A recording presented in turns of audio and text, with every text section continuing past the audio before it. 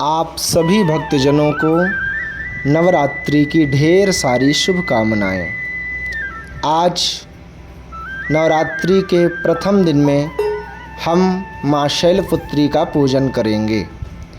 आज हम आपको इस वीडियो के माध्यम से बताएंगे कि माँ शैलपुत्री का नाम शैलपुत्री कैसे पड़ा, माँ शैलपुत्री की पूजा करने से क्या क्या फल प्राप्त होता है और माँ शैलपुत्री का पूजन क्यों करना चाहिए।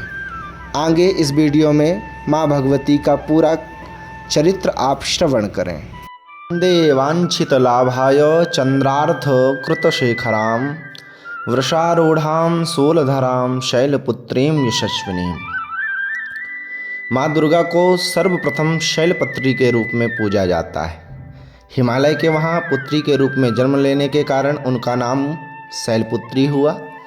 इनका वाहन वृषभ है, इसलिए यह देवी वृषारूढ़ा के नाम से भी जानी जाती है। इस देवी ने दाएं हाथ में त्रिशूल धारण कर रखा है और बाएं हाथ में कमल सुशोभित है। यही देवी प्रथम दुर्गा है, यही सती के नाम से भी जानी जाती है। उनकी एक बड़ी सुंदर कथा है। एक बार जब प्रजापति दक्ष ने यज्ञ किया तो इसमें सारे देवताओं को निमंत्रित किया, भगवान शंकर को नहीं निमंत्रित किया।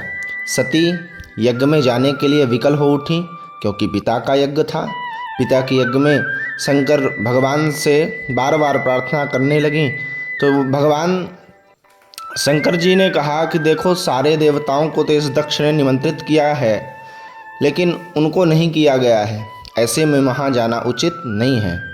सती का प्रबल आग्रह देख करके शंकर जी ने उन्हें यज्ञ में जाने की अनुमति दे दी। सती जब यज्ञ में पहुंची तो सिर्फ माँ ने ही उन्हें स्नेह दिया। सादर भांति मिली एक माता, बहनों की बातों में व्यंग था, भगनी मिली बहुत मुस्काता। सभी बहनें माता सती का उपहास करने लगीं। भगवान शंकर के प्रति भी तिरस्कार का भाव उन सभी के अंदर माँ सती ने देखा। दक्ष ने भी उनके प्रति अपमानजनक वचन कहे, इससे सती को क्लेश पहुंचा। वो अत्यंत दुखी हुई। वे अपने पति का यह अपमान ना सह सकीं और योगाग्नि द्वारा अपने को जला करके भस्म कर लिया। इस दारुण दुख से व्यथित होकर के भगवान शंकर ने उस यज्ञ को विध्वंस कर दिया।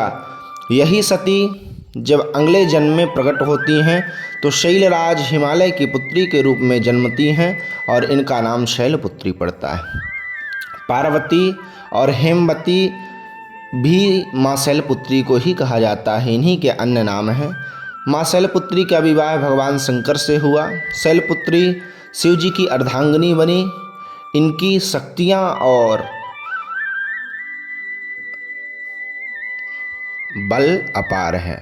माँ शैलपुत्री को पर्वतराज हिमालय की पुत्री होने के कारण माता की पूजा और भोग में सफ़ेद चीज़ों का ज़्यादा प्रयोग करना चाहिए। माता को सफ़ेद पुष्प, सफ़ेद वस्त्र अर्पण करना चाहिए। इसके साथ ही माता को सफ़ेद मिष्टान का भोग लगाना चाहिए। माँ शैलपुत्री की पूजा करने से कुमारी कन्याओं को सुयोग वर की प्राप्ति होती है और घर में धन धान्य की कमी कभी नहीं होती। माता के इस स्वरूप को जीवन में स्थिरता और दृढ़ता का प्रतीक माना जाता है।